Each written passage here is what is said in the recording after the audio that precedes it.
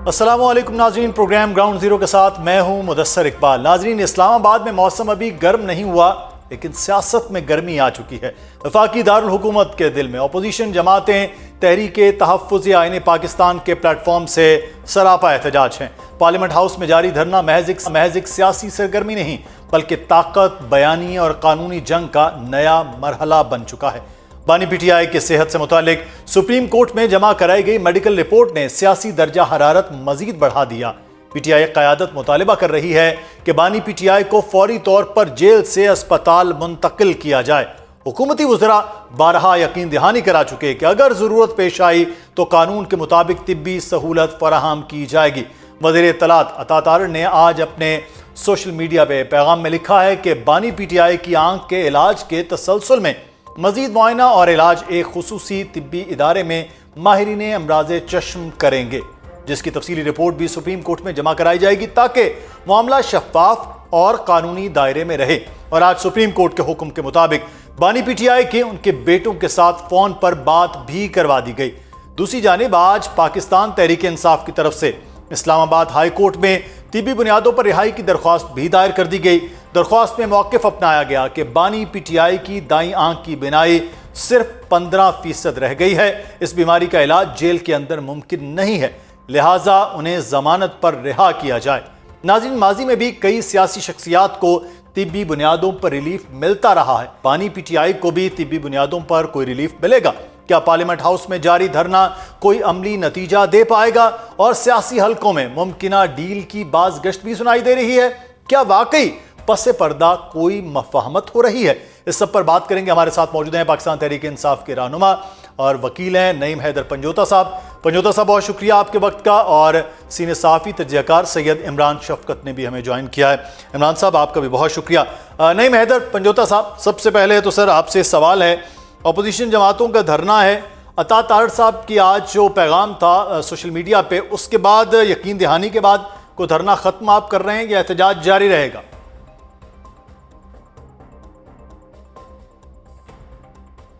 देखें जी, एहतजाज बिल्कुल जारी रहेगा, क्योंकि इन्होंने इमरान खान साहब के साथ, उनकी सेहत के साथ खेला है। इन्होंने इमरान खान साहब की आंख को ज़ाया किया है और प्रॉपर इलाज ना करवाना।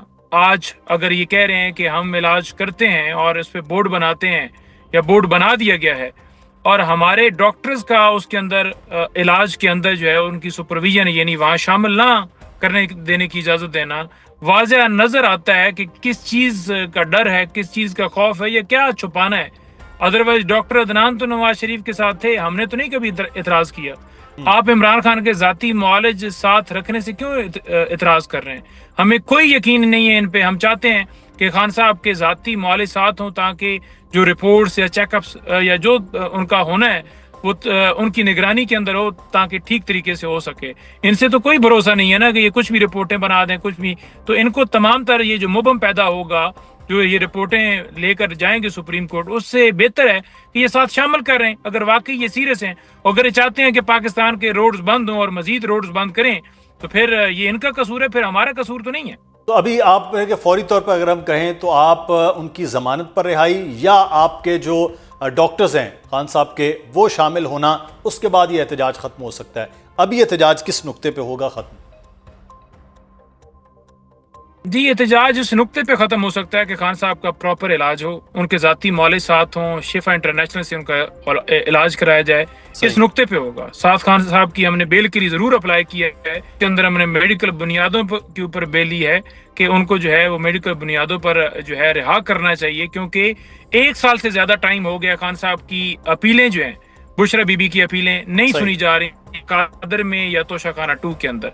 तो ये उनका राइट है, हम हट के तो कोई चीज़ नहीं मांग रहे कोर्ट से। जी सैयद इमरान शफकत साहब, एक राइट है कि एक कोई भी कैदी है उसके भी इलाज के लिए है, और माजी में हमने साबिक वज़ीर आज़म के सरबराहान ममलिकत, पार्टी के सरबराहान, उनको भी रिलीफ मिलते भी देखा है और तकलीफ देते भी देखा गया है उस वक्त। तो ये अब कोई ऐसी चीज़ तो पाकिस्तान तहरीक इंसाफ कहती है हमने नहीं मांगी है, जिस पे हुकूमत इतना जो है वो बिल्कुल अटक गई है, ये कहा जाए कि सख्त हो गई है। नहीं, सख्त कहाँ पे हुई है? इनको तो पता भी नहीं था कि उनकी इमरान खान साहब की तबीयत ख़राब हुई है। जो रिपोर्ट्स आ रही हैं वो बुशरा बीबी से इजाज़त ली थी, क्योंकि उनकी जो इमीडिएट फैमिली है वो उनकी बेगम है, और इत्तेफाक ऐसा है कि उनके जो 2 बेटे हैं वो पाकिस्तान में नहीं है, और जो इमीडिएट फैमिली है उनकी बेगम है वो जेल में है। तो उनसे उन्होंने इजाज़त ले ली। जो अब तक की रिपोर्ट्स आ रही हैं सामने, वो उनको जेल में भी लेके चले गए, जेल से सॉरी हॉस्पिटल भी लेके चले गए। और देखें, बात ये है कि हर कैदी को उसका हक मिलना चाहिए, हर दौर में मिलना चाहिए। जितनी तगो-दो करनी पड़ती है पाकिस्तान में पॉलिटिकल लीडरशिप को, अगर वो जेल में हो तो बड़ी मुश्किल से इस तरह की इजाज़तें मिलती हैं। पाकिस्तान तहरीक इंसाफ को शायद वो वाली तकलीफ फेस नहीं करनी पड़ी, इमरान खान साहब को वो वाली तकलीफ फेस नहीं करनी पड़ी, और बल्कि इमरान खान साहब तो मैं ये तो खैर अब बात चली सर, जेल में सख्त गिर उनके लिए मामलात हैं, सहूलियात उनको मिल नहीं रही हैं, चीज़ें नहीं होती हैं, आप कह रहे हैं इमरान साहब? नहीं, देखें, मैं नहीं कह रहा। ये जो फ्रेंड ऑफ कोर्ट हैं जिनके ऊपर इनको कोई इतराज़ नहीं है, उनकी रिपोर्ट का वो हिस्सा जो पाकिस्तान तहरीक इंसाफ के प्रोपेगेंडे को नेगेट करता था, उसका तो कोई जिक्र ही नहीं कर रहा ना, जिसमें ये खुद इमरान खान साहब की साबका बेगम जमाइमा खान से लेके नईम पंजोता साहब तक ये कहते थे कि वो कैद तन्हाई में हैं, उनको कोई सहूलत नहीं है। वो सहूलतें सारी जो हैं वो खुद जो बैरिस्टर हैं सफदर साहब, मैं सॉरी नाम स्किप कर गया उनका, जी, उन्होंने वो खुद लिख के दी हैं। तो बात ये है कि इलाज जो है वो उनका जहां पर जितना ड्यू है कानून के मुताबिक उनका हक बनता है, हर कैदी का हक बनता है, उनको मिलना चाहिए, वो मिलेगा। मसला देखें ये है कि एक मुझे तो हम चूंकि कह लें कि ज़रा थोड़ी सी पॉलिटिकल कमेंटेटर कह लें आप, ये जो कुछ हो रहा है, मतलब ये कि अभी पंजोथा साहब ने कहा कि 1 साल हो गया है अपीलें नहीं सुनी जा रही, अपीलें जो उनका राइट बनता था वो सुनी नहीं जा रही। ओके, वेरी गुड, सुननी चाहिए, और प्रायोरिटी के ऊपर सुननी चाहिए। अगर प्रायोरिटी नहीं भी है तो प्रायोरिटी लगा के सुननी चाहिए। लेकिन ये अचानक एक गैर मौसर दरख्वास्त के ऊपर ये जो अदालत की कार्रवाई थी उसका होना, वो बैरिस्टर साहब का वो उस केस में फरीक भी नहीं थे, वकील भी नहीं थे, वो वहाँ पर इत्तफाकन मौजूद थे, चले इसको भी आप इत्तफाक कह सकते हैं, उनको अदालत भेजना, ये जितनी काम तेजी के साथ आनन फानन हुआ, एक तरफ इनकी अपीलें नहीं लग रही, जो इनका राइट बनता है वो मुझे नहीं पता मेरिट के ऊपर वो उनका कौन सा नंबर है, और दूसरी तरफ अचानक से जो है वो क्या कह लें कि जो एक गैर मौसर दरख्वास्त के ऊपर इतनी बड़ी कार्रवाई। तो और उससे पहले, इस दरख्वास्त से पहले सुहेल अफरीदी साहब का अचानक से राम हो जाना। सुहेल अफरीदी साहब कल तक कहा करते थे, बल्कि पिछले 2 हफ्ते पहले कहा करते थे कि जी कि मैं कोर कमांडर हाउस क्यों जाऊंगा। फिर वो कहते थे कि तालिबान या अफगानिस्तान के साथ हम बात करेंगे, ऑपरेशन हम नहीं करने देंगे, और बंद कमरों में फैसले अब हम चलने नहीं देंगे, और ये कि हर तरह का ऑपरेशन उसके रास्ते में रुकावट हम बनेंगे। एक तरफ वो तालिबान की फेवर कर रहे थे, पाकिस्तान की रियासत को आंखें दिखा रहे थे, अचानक से वो भी बड़े अच्छे बन के वज़ीर आज़म को भी मिल लाते हैं। तो कुछ हो रहा है फिर पर से मैंने जो अभी इसका मतलब है सादा नहीं है, सही सादा चीजें नहीं है। तो मैं पंजोता साहब से बात कर लेते हैं। तिब्बी बुनियादों पर यह अब कहा जा रहा है कि अब एक NRO मांगा जा रहा है आपकी जानिब से, और ये तमाम तर खामोशी और ये तमाम तर चीज़ें जिसका भी जिक्र इमरान कर रहे थे पंजोता साहब, फिर कहीं ना कहीं पस पर्दा कुछ बातचीत हो रही है और NRO मांग रहे हैं। नहीं, देखें, उन लोगों की ज़रूर ख्वाहिश है जो खुद डील करके हमेशा भाग जाते हैं, मुश्किल टाइम में लंदन चले जाते हैं, फ्लैट पे बैठ जाते हैं, उनकी ज़रूर ख्वाहिश है कि खान साहब डील करें। इमरान खान साहब का हमेशा मौक़िफ़ रहा है कि ये मेरा मुल्क है, ये मेरी ज़मीन है, मैं क्यों जाऊँ, मेरा कोई होटल है, मेरा कोई वहाँ प्लाजा है, मेरे कोई वहाँ कारोबार है, मेरे कोई फ्लैट्स हैं वहाँ पर, ये मुल्क मेरा है, मैं यहाँ पर रहूँगा, मेरा जीना मरना पाकिस्तान के अंदर है। नंबर 1। नंबर 2, जो उन्होंने कहा जी कि उस रिपोर्ट के अंदर लिखा हुआ है, तो एक इस हवाले से मैं मुख्तलिफ PMLN के रहनुमाओं के बयान सुन रहा था, वही इमरान शफकत साहब ने भी फरमा दिया। देखिए, उस रिपोर्ट के अंदर कहीं पर नहीं लिखा हुआ कि इमरान खान साहब के साथ 10 और कैदी भी हैं, उसके अंदर वाज़ह लिखा हुआ है कि वो अकेले सेल के अंदर रहते हैं, तो आइसोलेशन साबित होगी। 8/10 का सेल लिखा हुआ है, वो भी साबित हो गया। उन तक किताबें नहीं दी जा रही हैं। सलमान साहब ने रिकमेंड किया है कि उन तक किताबें इसलिए भिजवाई जाएं क्योंकि TV भी बंद किया हुआ है, और बंदा अगर कह दे तन्हाई उसे उसकी कम से कम कोई एंगेजमेंट तो हो कि वो किताब पढ़ सके। ठीक है, तो ये चीजें साबित कर रही हैं कि इमरान खान साहब के साथ क्या किया जा रहा है। तो उस रिपोर्ट के अंदर ये भी लिखा हुआ है कि 3 दफा इमरान खान साहब को गर्मियों के अंदर हैजा हुआ, उनके पास एसी मुयस्सर नहीं है, उनके पास रेफ्रिजरेटर मुयस्सर नहीं है। जो आम कैदियों के पास टीवी की सहूलतें, वो आम कैदी आप जाएं देखें, वो टीवी देखते हैं। जो आम कैदी हैं उनके साथ उनकी फैमिली वकला जाकर मुलाकात करते हैं। सुप्रीम कोर्ट ने इंटरवीन किया और कहीं 8 महीनों के बाद अगर बच्चों की आज जाकर बात हुई है तो उस पर भी बड़ा भंगड़ा डाला जा रहा है कि देखें जी हमने बात करा दी है। ये राइट है उनका। आपने झूठे मुकदमात में उनको जेल में रखा हुआ है। 10-10 कैमरे वहां वॉच करने के लिए उनको लगे हुए हैं और सिक्योरिटी का बहाना दिया जाता है। वॉशरूम के नजदीक कौन सी सिक्योरिटी होती है? जेल में आपने रखा हुआ है उनको, तो वहां 10 कैमरे लगाना, उनके वॉशरूम के करीब कैमरे लगाना, क्या ये टॉर्चर नहीं है? चीजें सारी जो है ना, वो कहना बड़ा आसान होता है, लेकिन जो बंदा फेस और काज होता है उसका, वो उसको पता है, वो इस काज के लिए कर रहे हैं। और उसके दरमियान आप देखें कि एक बुनियादी इंसानी हकूक का तकाजा है कि कोई बंदा भी थोड़ी भी उसको प्रॉब्लम है हेल्थ का, तो उसका प्रॉपर इलाज तो उसका राइट है। आपने 3 महीने जो है उनको कतरे दिलाते रहे कि बस ठीक हो जाएगी आंख जी। फिर ऐसी सूरत हाल आई तो उनको पिम्स हॉस्पिटल शिफ्ट किया गया, और जिस वक्त पिम्स हॉस्पिटल शिफ्ट किया गया उस वक्त बुशरा बीबी और खान साहब की मुलाकात पहले नहीं करवाएगी कि हम शिफ्ट से उनको इंजेक्शन लग के वापस आया तो बीबी को मंगल को पता चला है कि जी उनको जो है वो इंजेक्शन लगाया गया। तो खान साहब की बिनाई इन्होंने खत्म कर दी है, कहा कि 85% खत्म हो चुकी है। उसके बावजूद ये कह रहे हैं जी कि इमरान खान साहब बड़े जनाब अंदर हट्टे कट्टे हैं जी, बड़ी उनको तमाम सहूलतें। कौन सी सहूलतें हासिल हैं? नवाज शरीफ क्या नहीं गए थे 4 हफ्ते का टाइम देकर लंदन? उन्होंने तो 4 हफ्ते का कहा था, फिर वापस क्यों नहीं आए? और फिर जब वापस आए तो लंदन बैठ के बेल मिल गई। कैसे मिल गई? किसी कानून में किसी और आम आदमी को मिलती सही बेल? बताएं। फिर कैसे उनकी डिस्क्वालिफिकेशन खत्म हो गई? इमरान खान कहते थे कि मुझे जेल में डालेंगे और नवाज शरीफ को लाएंगे, वही सारा हुआ। क्या उस पर कोई एक जुमला भी बोलेगा? वहां तो कोई एक जुमला भी नहीं बोलेगा। तो ये ऐसे ना किया करें। बिल्कुल, ये माजी में जो कुछ इमरान साहब हुआ है, मियां नवाज शरीफ साहब की सेहत, मैं आपसे आपका कमेंट भी लेता हूं, सवाल भी, कि इस वक्त इमरान खान साहब की भी सेहत वाला मामला वो है, तो अगर वो चीज़ें जो आप कह रहे हैं कि बात भी हो रही है, अचानक सब चीज़ें तेज़ी से हो रही हैं, लेकिन एक सेहत वाला मसला भी तो है ना दरपेश, तो उस पर हुकूमत को इतना करना भी नहीं चाहिए। जी, अल्लाह ताला से जो है वो हर हाल में रहम मांगना चाहिए। तकब्बुर अच्छी बात नहीं होती।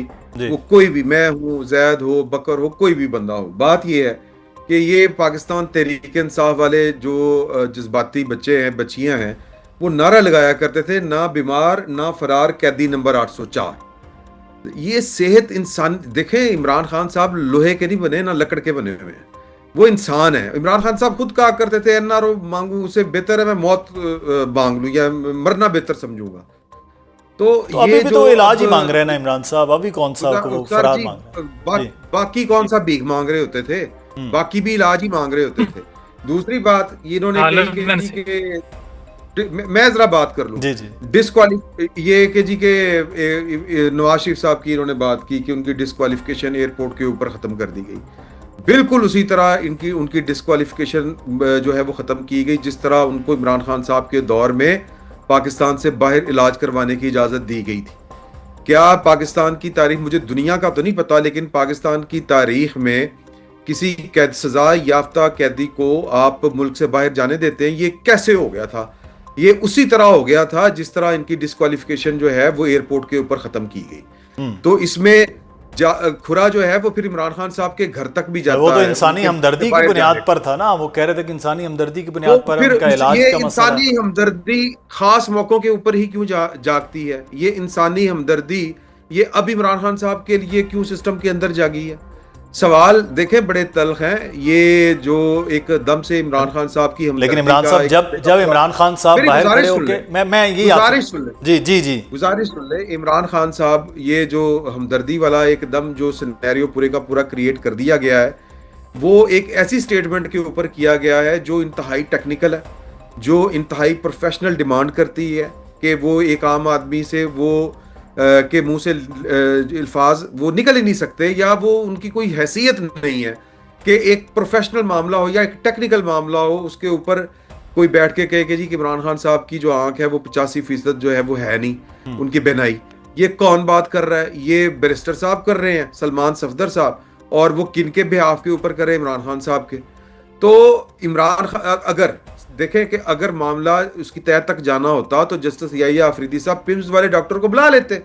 जिस दिन सलमान सफदर साहब को उनकी लिविंग कंडीशन के लिए जब रिपोर्ट आई थी, जब उनको भेजा था तो वो रिपोर्ट लेके आए थे, लेकिन उन्होंने और ये अदालत की जो है ओरिजिनल ज्यूरिसडिक्शन इस कोर्ट की नहीं है।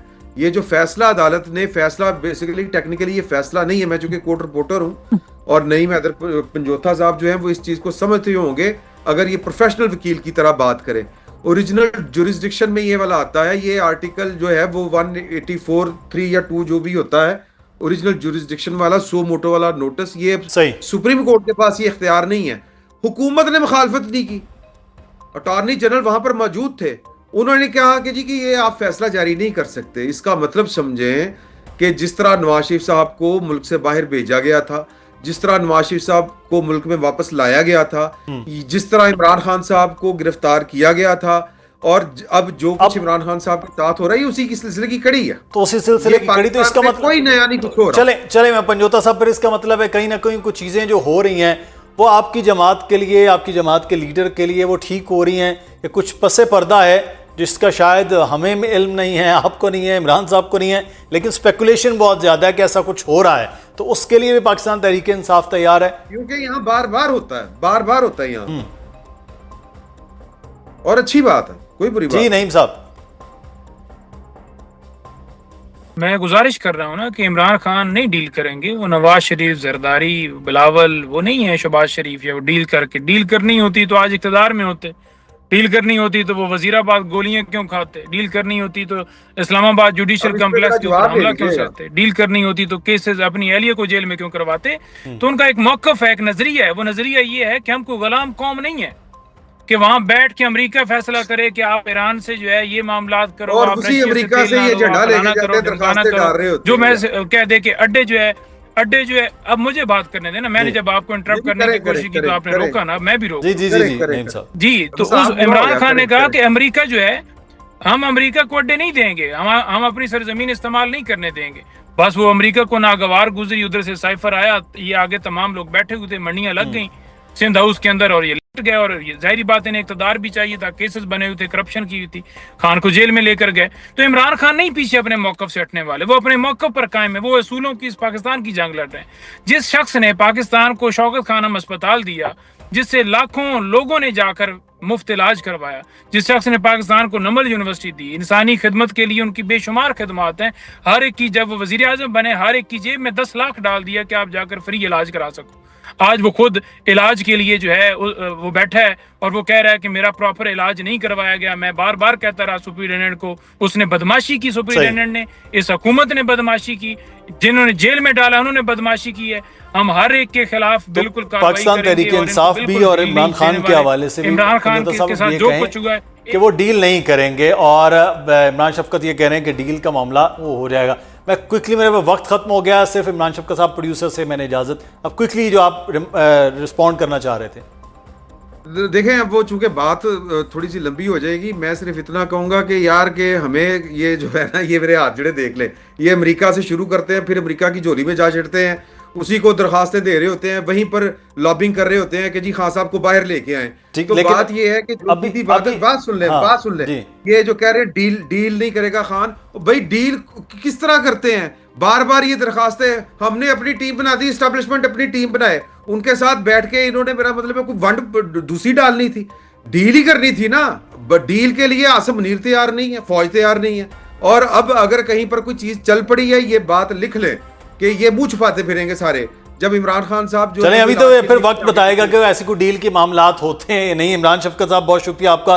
नहीं हैदर पंजोता साहब, T20 वर्ल्ड कप का हाई वोल्टेज मैच, रिवायती हरीफ भारत और पाकिस्तान के दरमियान आसाब शिकन मुकाबला अब सिर्फ एक दिन की दूरी पर है। कल इतवार के रोज पाकिस्तान और भारत श्रीलंका में मध्य मुकाबिल होंगे।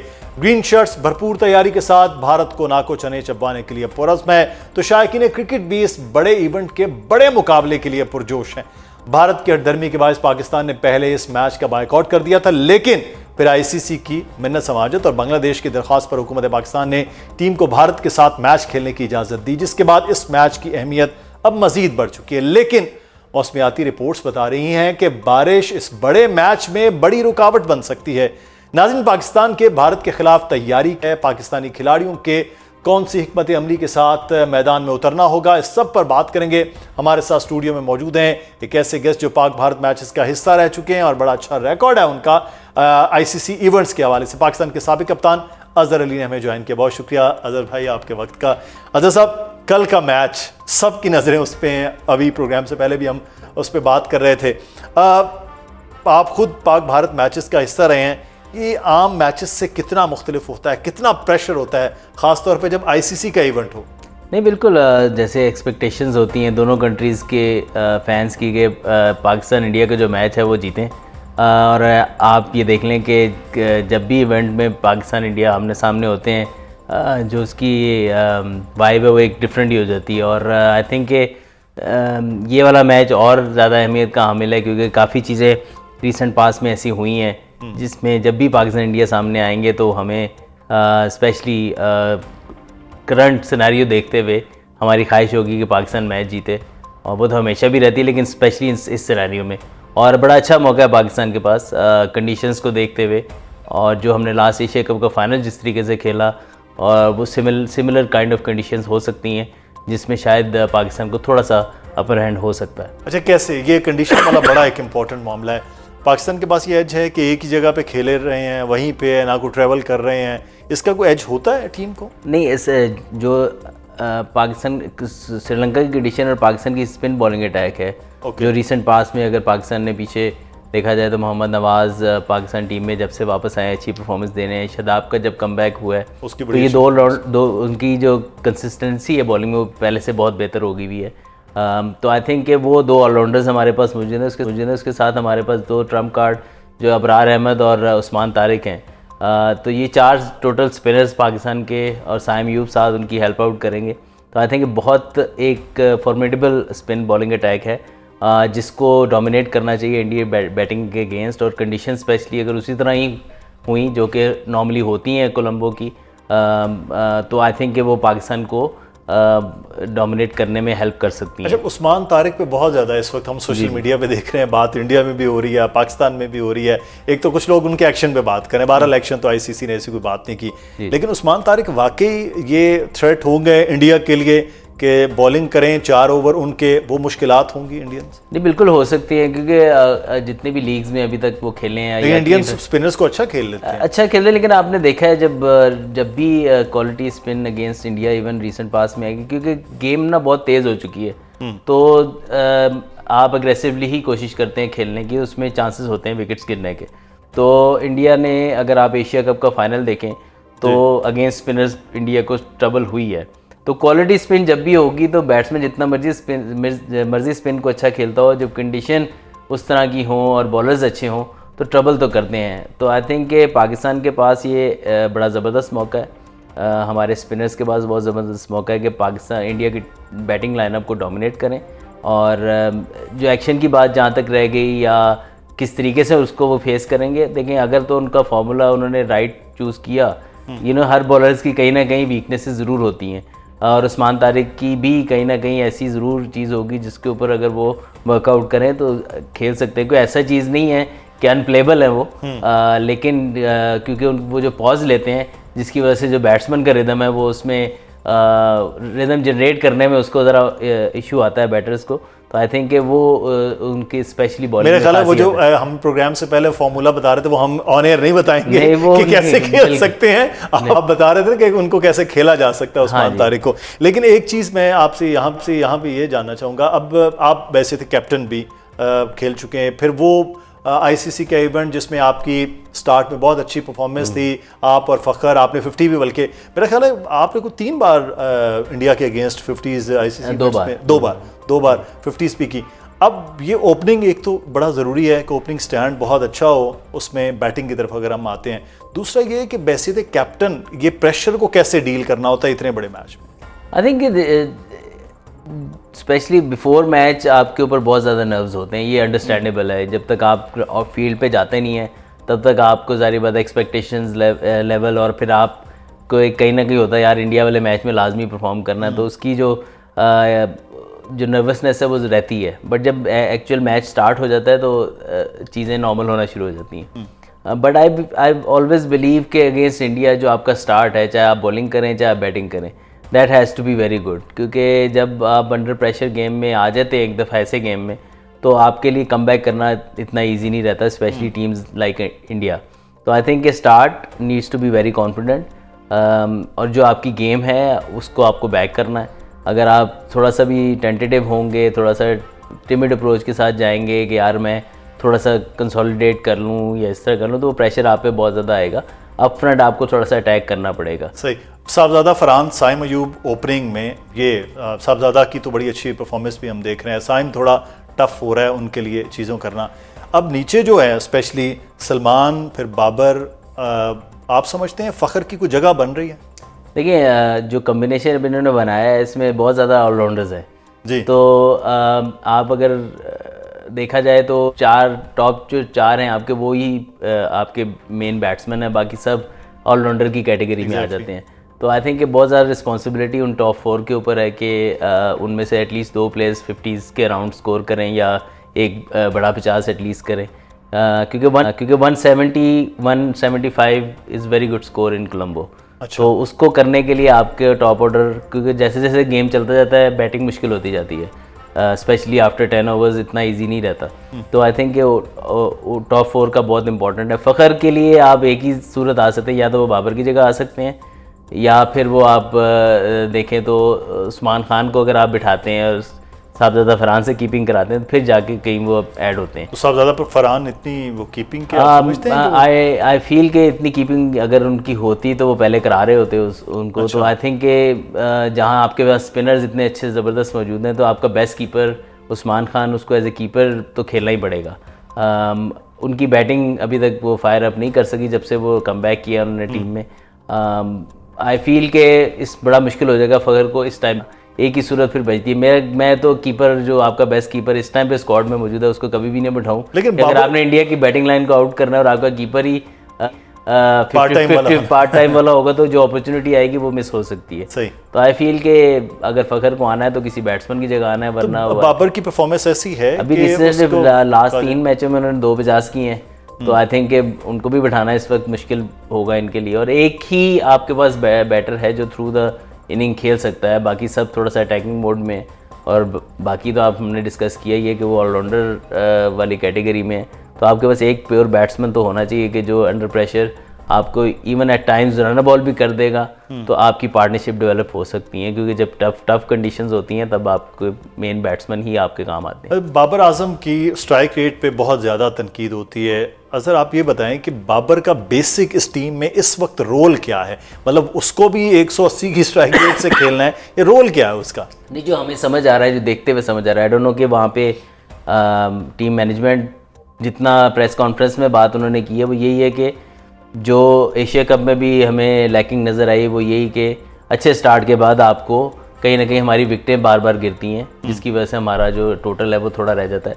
तो हमें एक इनिंग जेल करने वाला, बिल्ड करने वाला प्लेयर बीच में चाहिए। तो मेरा ख्याल है उसका रोल यही है कि वो जस्ट ओवर रन बॉल भी खेले तो ही इज़ फाइन, उसके राउंड प्लेयर खेलते रहेंगे। तो आई थिंक कि वो उसका रोल है, और इन कंडीशंस में ऐसा प्लेयर आपको चाहिए जो 120-115 के स्ट्राइक रेट से भी एक इनिंग डेवलप करके दे आपको, ताकि आपके पहले मैच में बड़ी गलत शॉट खेलते हुए वो मुझे I think out of his role लगी। हाँ, मतलब बाबर की वो शॉट नहीं लग रही थी। नहीं, वो आई थिंक पिचेस ऐसे हैं श्रीलंका की आपसे एट टाइम्स नहीं हिट लगती, बट बाबर जैसे प्लेयर को थ्रू द इनिंग्स खेलना, रन बॉल चाहिए almost less than run ball, तो आप कंटिन्यू करते तो अपना भी कॉन्फिडेंस आपका बढ़ता, टीम को भी उस सिचुएशन में टीम ना जाती, क्योंकि पहला मैच हम ऑलमोस्ट लाइक हार गए थे, फ़हीम अशरफ आउटस्टैंडिंग खेल गए उस मैच में। तो आई थिंक ऐसी सिचुएशंस में बाबर को play his game and just stay out there, और एक पार्टनरशिप डेवलप करें। पार्टनरशिप भी, और एक वो कहते हैं बड़े का रोल, जैसे वो हम कहते हैं कि वो सेंटर ऑफ, क्योंकि बाकी जितने ऑलराउंडर्स बैटर्स हैं वो फिर आप खुल के अपने शॉट्स खेल सकते हैं। एग्जैक्टली। पाकिस्तान और भारत के मैच के हवाले से और कोलंबो में आज मौसम कैसा है और टीम के सिलेक्शन के हवाले से बात करेंगे। हमारे साथ मौजूद हैं कोलंबो से हमारे नुमाइंदे जुल्करनैन शेख। जुल्करनैन, आप वहाँ मौजूद हैं, मौसम कैसा है इस वक्त और कल मैच होगा या कोई रंग में भंग हो जाएगी? देखिए रंग में भंग वाली तो अभी भी नजर साहब ये बारिश हो रही है।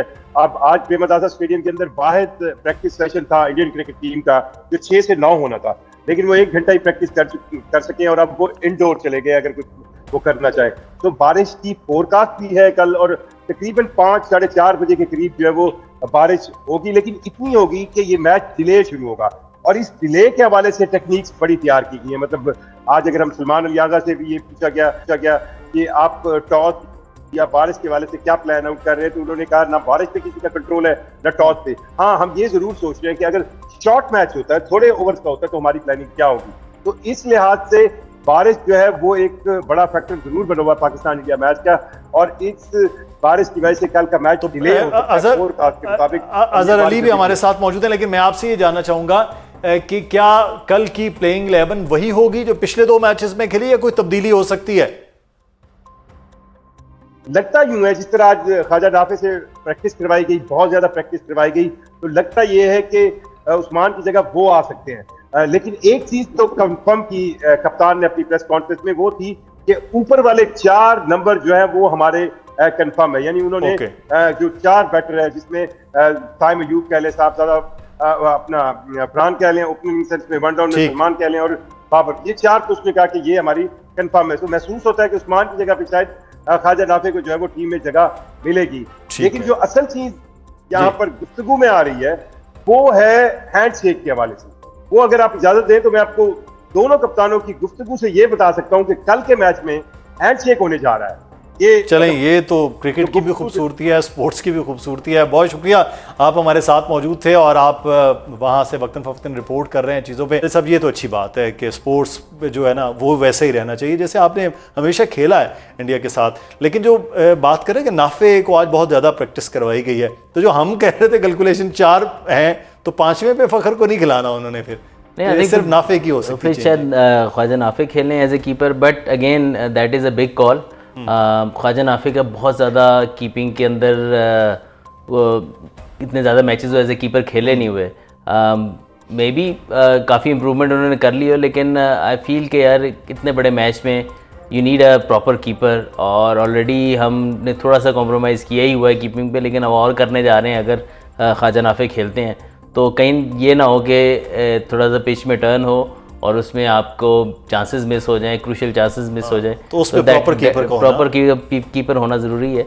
ऑल्दो के उस्मान खान की इस टाइम पे बैटिंग की फॉर्म उस तरह नहीं है, बट अगेन आपके बाकी प्लेयर्स थोड़ा कुछ परफॉर्मेंस दे रहे हैं मिडिल ऑर्डर में। नवाज़ ने रिसेंट पास में देखा है परफॉर्मेंस दी है, शादाब अच्छी बैटिंग कर सकते हैं, तो उनके बाद आप उस्मान खान को भी ला सकते हैं। तो आई थिंक एक ऐसा गैम्बल करने, बैटिंग ऑर्डर चेंज किया जा सकता है, लेकिन ये कीपर वाला मेरे ख्याल से मुझसे अगर आप पूछें तो एक बड़ी इंपॉर्टेंट पोजीशन है स्पेशली बैटिंग विकेट होना। फिर तो पता है कि यार इसमें चौके छक्के लगने, ज़्यादा कीपिंग में बहुत कम चांसेस आएंगे, लेकिन ऐसी जब लो हो सकता है हाई स्कोरिंग गेम ना हो उस तरह की, वहाँ पे जो चांसेस होते हैं वो बड़े क्रूशियल हो जाते हैं, आपको राइट टाइम पे विकेट लेने होते हैं। इस सिचुएशन में अब हम फास्ट बॉलिंग की बात है, शाहीन शाह अफरीदी इंजर्ड हैं, फॉर्म का आर्जी को मसला आपको लग रहा है कि वो स्पीड, वो रिदम जो एक्सपेक्ट किया जाता है वो नहीं, क्या वजह है? देखिए स्पेशली जो स्पिन डिपार्टमेंट है आपका, तो उसके साथ आई फील कि वो थोड़ा सा फ्रीडम लेना चाह रहे हैं, क्योंकि आपकी स्पिन बॉलिंग काफ़ी डोमिनेट कंट्रोल भी करती है दूसरी बैटिंग लाइनअप को, तो वो फुल आउट आके अटैक करने की कोशिश करते हैं, जिसमें शायद उनको रन ज़्यादा पड़ रहे हैं। एज लॉन्ग एज विकेट्स लेते हैं तो मुझे रन्स के ऊपर इतना इशू नहीं है, क्योंकि पावर प्ले में अगर आप 2 wicket as a fast bowler लेके दे देते हैं अपनी टीम को, साथ आपका स्पिनर एक आधा आउट कर लेता है, तो if you pick up 3 wickets in power play तो आपकी काफ़ी हद तक जो है जॉब डन हो जाती है। तो अगेंस्ट इंडिया आई फील के स्टिल शाहीन का कहीं ना कहीं वो थोड़ा सा दबदबा है, उसकी जो इन स्विंगिंग यॉर्कर्स हैं, अगर वो फर्स्ट ओवर्स में अगर पहले 2 ओवर्स में वो विकेट दिला देता है, I think that will be crucial. Semifinalist 4 टीमें अजहर अली के नज़र में कौन कौन सी लगी? देखिए आई फील के इंडिया इज़ स्ट्रॉन्ग कंटेंट, उसमें उनका जाने का बहुत चांस है। मुझे साउथ अफ्रीका बहुत अच्छी लग रही है टीम, और उसके अलावा आपकी जो है ऑस्ट्रेलिया इस दफ़ा थोड़ा 50-50 है।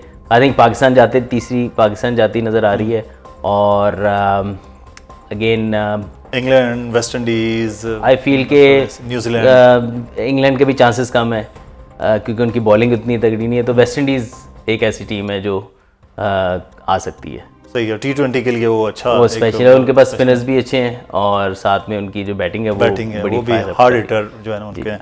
सही है। अच्छा, एक चीज़ जो मैं कि आप समझते हैं कि कल के मैच में अगर ये छोटा मतलब मैच हो जाता है, ओवर्स कम हो जाते हैं, 12-14 में आ जाता है, तो फिर पाकिस्तान की हिकमत में आप वाकई देखेंगे वो जो एक तेज़ क्रिकेट खेलने वाली हमारी साहबजादा फरहान के बाद और साइम के बाद हम ये देखते हैं वो स्लो हो जाती है। जी जी। तो आप देखते हैं कि नहीं, अगर तो मैच स्टार्ट ही थोड़े ओवर्स का होता है, लाइक 12-15 ओवर्स होता है, तो आई थिंक कि फिर आपको बाबर की जगह फ़खर को आप खिला सकते हैं, क्योंकि यू नीड मोर एग्रेशन। फिर आपके पास वो वाला जो है ना कि एक प्लेयर की जो हमें ज़रूरत 20 ओवर के लिए चाहिए कि जो इनिंग को जेल कर सके, वो आई थिंक के उसमें आप चेंज ये कर सकते हैं अकॉर्डिंग टू कितने ओवर का मैच होता है।